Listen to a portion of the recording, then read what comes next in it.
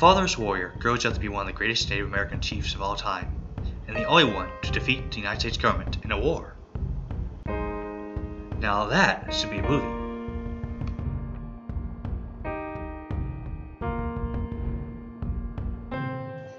Hello, happy Native American Heritage Day, and thank you for watching today's episode of That Should Be a Movie. I'm C.W. Johnson Jr.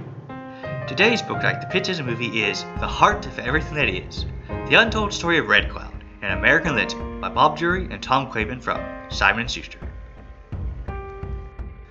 Red Cloud was born in 1822, the same year a meteor streaked across the western sky, to a brave of the Oglala Lakota tribe.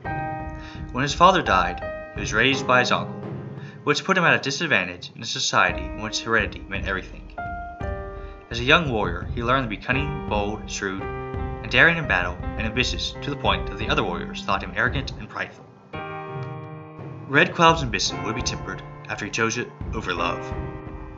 While attracted to a young woman named Pine Leaf, he instead chose another woman named Pretty Owl because her family's importance could boost his standing in the tribe.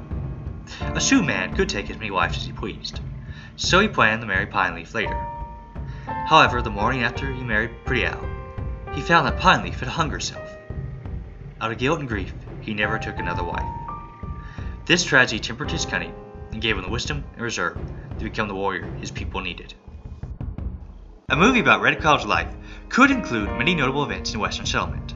The Granton Massacre, where no doubt Red Cloud killed his first white man. He fought at the Black Bridge Station battle near Casper, Wyoming, where Casper Collins and most of his men were massacred. His relationship with the younger, bolder Crazy Horse could be a subplot. His raids on other Native American tribes, such as the Crow and Arikara, could be the opening scene. The crowning achievement of Red Cloud's life is the war that bears his name, also known as the Bozeman War or the Powder River War. This conflict over the Bozeman Trail includes many incidents that become tropes of the Western movie genre. There are lone riders outriding bands of warriors, wagon trains circling the fight-off attacks, such as the wagon box fight, and one soldier riding through the snow for reinforcements until his horse died upon arriving at Fort Laramie. However, Red Cloud's war is unusual because it is the only Indian war that the Native Americans won against the United States government. While the vast majority of casualties inflicted upon the U.S. cavalry were due to Red Cloud's wise use of guerrilla tactics, the main reason for this victory was the Featherman Fight, or the Battle of the Hundreds and the Hands, on December 21, 1866. This was smaller but very similar to Custer's last stand. Captain William T. Fetterman impulsively disobeyed orders and knocked across the Lodge Trail Ridge after Crazy Horse insulted his pride by mooning him and charged out of sight of Fort Phil Connery and led 80 men to their death. The cavalry rode into a trap and during the massacre were assaulted by over 40,000 arrows. It was the worst military disaster the U.S. Army had suffered on the Western Plains, and the government wasn't expecting this show of force and resistance. The war ended with the 1868 Treaty of Fort Laramie, in which the Sioux could keep the Black Hills and the Bozeman Trail was closed.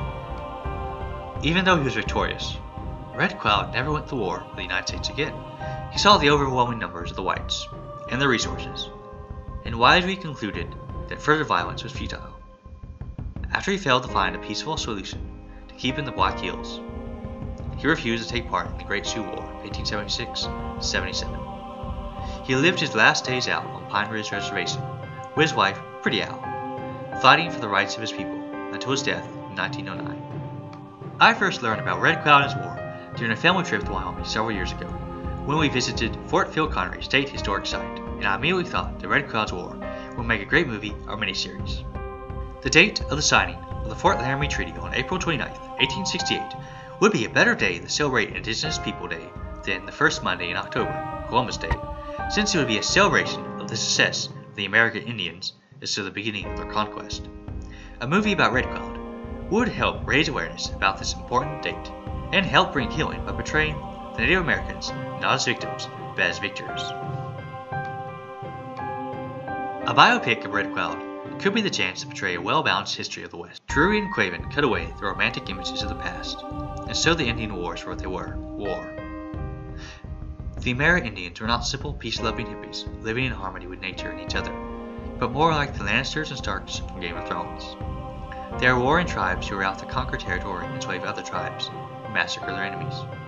Depending upon the tribes, they practiced slavery, ritualistic torture, and mutilation of of the enemy's dead. A true depiction of the disemboweled corpses littering the site of the Featherman Massacre would earn the movie a hard R.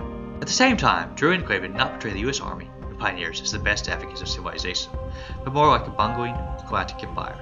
They broke every treaty they signed with the Native American tribes. At times, they waged a war of ethnic cleansing and committed desecrations against the dead, some of it, such as at Sand Creek, of a sexual nature against women.